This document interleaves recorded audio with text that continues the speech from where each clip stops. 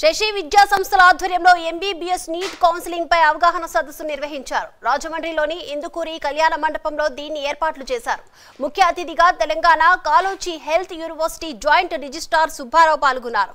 విద్యార్థులకు క్రమశిక్షణ, పటిష్టమైన విద్యా ప్రణాళిక, నిబద్ధత కలిగిన యాజమాన్యం ద్వారా విద్య అందించడం ద్వారా మంచి ఫలితాలు వస్తాయని శశి విద్యా సంస్థల చైర్మన్ డాక్టర్ బూరుగుపల్లి రవికుమార్ అన్నారు. అందుకే స్టేట్ ఫస్ట్ ర్యాంక్ తో పాటు 10 ర్యాంకుల్లోపు 3, ఆల్ ఇండియా ర్యాంకుల్లో 100 లోపు 4 విద్యార్థులు, ఎగ్జామ్ రాసిన విద్యార్థుల్లో 55% సక్సెస్ రేట్తో అత్యుత్తమ విజయాలు సాధించడం జరిగిందన్నారు.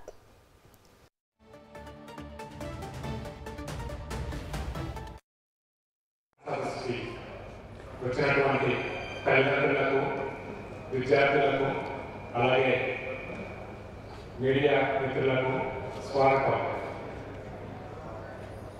అందరికీ తెలిసిందే, లాస్ట్ ఇయర్ నీట్ 2025లో చాలా ఈజీగా ఇచ్చారు పేపర్.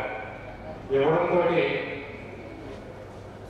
అందరికీ కూడా మంచి మార్కులు వచ్చాయి. సభలో ఆశీనులైన పెద్దలకు మరి ఈరోజు ప్రోగ్రాం చాలా మంచి ప్రోగ్రామ్ని శశి వాళ్ళు చేయడం అంటే అది పేరెంట్స్ మరి పిల్లలు వాళ్ళ అదృష్టం అన్నమాట.